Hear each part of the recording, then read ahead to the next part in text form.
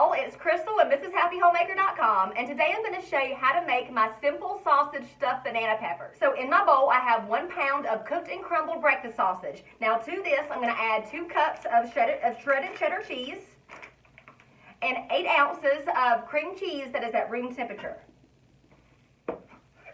I'm going to season this with a little bit of salt and some pepper, and you can use a little bit of garlic salt if you would rather use that.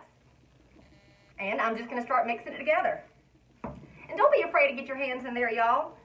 Just make sure you wash them first and they're clean. But this mixes up so much easier with your hands than it does with a spoon or a spatula. In my baking dish, I have banana peppers that I have already deseeded and cut in half.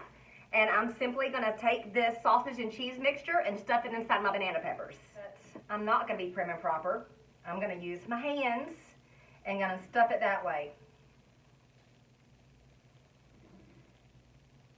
Because honestly, it's a whole lot easier.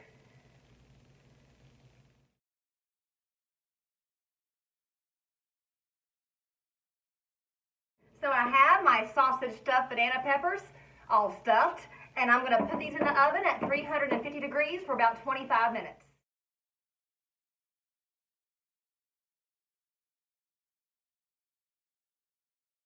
These also freeze beautifully. So you cook them as normal when you want to freeze them. Once they cool, put them in a freezer-safe bag or container, pop them in the freezer, and they'll keep for several months.